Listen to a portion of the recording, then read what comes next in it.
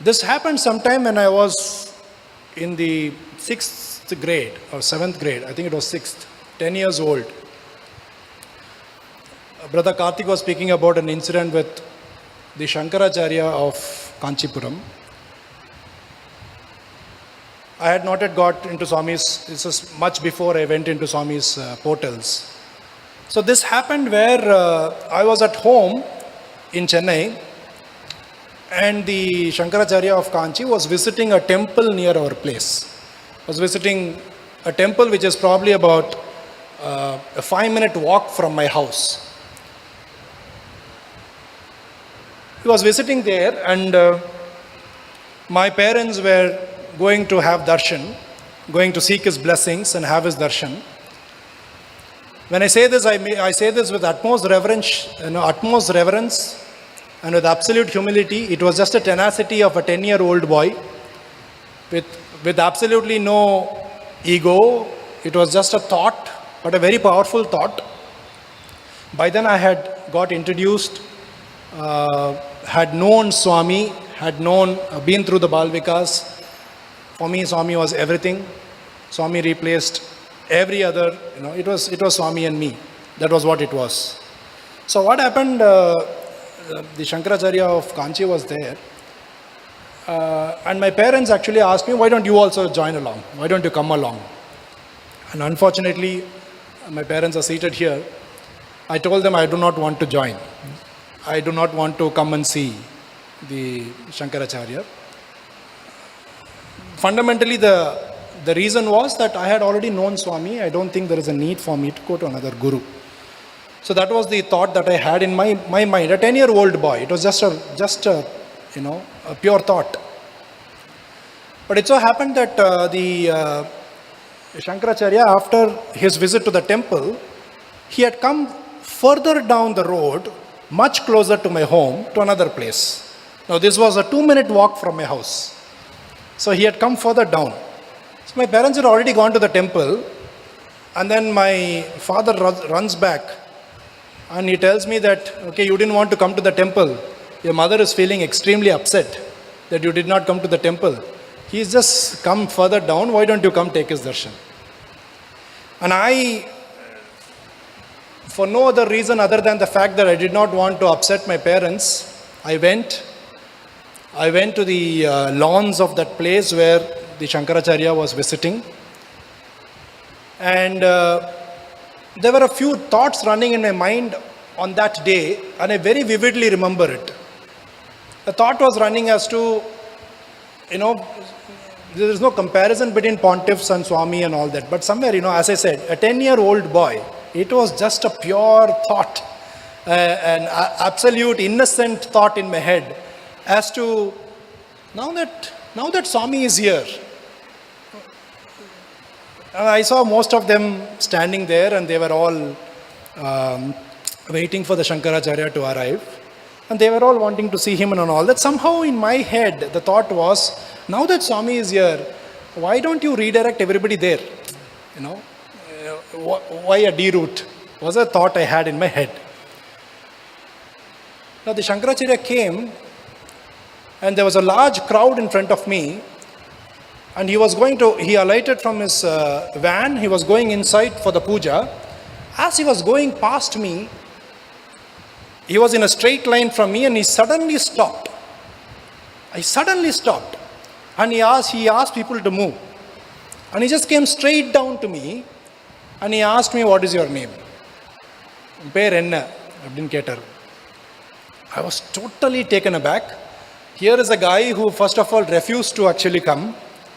And after going there, I was having these kind of thoughts as to, Swami da vandutare apra yen abdingara thoughts was in my head. And he suddenly came and asked, what is your name? I took it as a blessing. I said, my name is Rajesh. He just blessed with his hands. He turned back, walked, went off inside. It was a very, very brief conversation, but it sort of left a huge impact on me for the energies that the Shankaracharya himself is. He went in, and there was a puja that happened inside, and the people there in that house, they had respected him in many ways. In one of the ways they had respected him was, they gave, when he walked out, I saw on him a garland of lemons, and I saw on him a krita of flowers. He walked out. When I saw that, my thoughts became even more powerful as to, is this required? Or I was thinking as to, now this much time, if probably somebody would have put into looking at Swami himself, wouldn't have been better. These were the thoughts running in my head.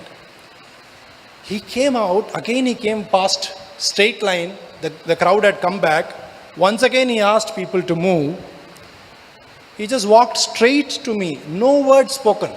Not a single word was spoken. He just walked straight to me, and he bent his head, he removed that garland, he put it on my head, and he removed the krita, put it on my head, he removed the garland, he put it on me, and he just quietly walked away. Okay? This was in 90s. It so happened that I had an opportunity where, in the year 2000, I was in the interview room with Swami, and I was alone with him. And Swami was sitting in his chair reading letters. So the letters that had been collected. Now, one thing I learned after going a little close to Swami, looking at the letters, is how much I have bombarded with those letters. How many letters come? And he sits there so patiently reading every one of them, everyone opening it, putting it. Every one of them opening it, putting it. So neat. The paper wouldn't even get crushed, wouldn't even get crumpled. The way it would have been received, the same way opened, same way closed, same way discarded. So I was sitting there, and somewhere this, during those moments, it's absolute silence. Swami isn't talking anything. And you sort of need to muster some courage to start a conversation, because Swami is actually in a very different plane. He is reading through letters. He would talk to himself. He would, suddenly gaze up in the air, and all that will be going on. Now, how do I start a conversation? I was just sitting down at his feet, and I was pressing his feet. As he was discarding every letter, I would take the letter and, keep it aside, so that after that the letter needs to be taken care of. So it looked like this thing was coming to an end. Then I slowly started a conversation. I said, Swami, can I share with you something that happened a few years back? Until then, that disconnected Swami suddenly became so interested in what I'm going to say. He said, Chepu. I am here only for that. Tell me what. And he came to the edge of his seat. Until then he was sitting behind. He came to the edge of his seat and tell me. He put aside everything and he said, come on, tell me. So I said, Swami, so many years back this happened. I narrated this incident, and you can imagine, I was putting in the best of my narration because Swami was showing so much interest. Swami wanted to know what happened. So I said, Swami, this happened. He came. I said, I will not go. Then my father came, and father said, no, at least for mother's sake, you should come. I went there. All this was going on, and Swami was like, really? Inka emi? Then what happened? He was constantly encouraging me to tell what next. And I was in my dramatic best maybe on that day. I was putting in the best of my narrative skills to explain, build a suspense, all that was going on. And then I narrated until a point where the Shankaracharya came out with the krita and the mala. Until that point I narrated. Until that point I said, Swami, this happened. Swami was like, oh really, nice, oh really, then next. Then all of a sudden, there was an absolutely different Swami that I saw. All of a sudden, that inquisitive, the childlike, innocent, wanting to know more kind of a Swami suddenly disappeared. He sat back on the chair like a king. All I can relate to is he sat back on the chair like one Raja of Rajas. That body language changed. The eyes changed. The entire facial expressions changed. And he stopped me from narrating. And he said, instead of me narrating the rest of the story, he narrated what happened after that. He said, the Shankaracharya came. The Shankaracharya was going past you. The Shankaracharya caught your thought. He came close to you. He removed his garland, put it on you. He removed his krita, put it on you, and he walked away. You know, it was such a big moment of truth for me that day. It was such a big moment of truth for me that day that for a second I had absolutely forgotten that here is a person who actually has seen it all. And I was trying to tell him what was going on, but he knew exactly what had happened. And he narrated this to me, and I was awestruck. I had nothing to say after that. You know, it is that moment where you are dropped from the, you know, you take to the highest floor, and from there you are dropped, you just come crashing down and realize that, you know, oh my goodness, what was I doing all this time, right? So that happened, and I wasn't telling this incident. Swami had indicated not to share this incident for some time. I wasn't, every time I would ask Swami, can I, whenever I was asked to speak, I would request Swami if I could say this. He would say a no. I had totally given up after a point to ask Swami on this, because I felt, you know, maybe these are conversations that happen between the greats, the Mahans, and the people who absolutely interact at different levels, right? So I sort of stopped asking. And one fine day in Trai Brindavan, and Swami wanted me to speak. When I went close to him, then he said, "Hey, Saraswati Cheppu," abdinnaru. And that was the first day I took Swami's permission to start sharing this. Because to me, in my personal experience, this has been an acknowledgement at various levels. This has been he doesn't need any acknowledgement, but still this has been something which has been a fact that you just know that here is a person who has walked this earth, who converses, who is probably everybody converges into, right? And then this beautiful time that he has given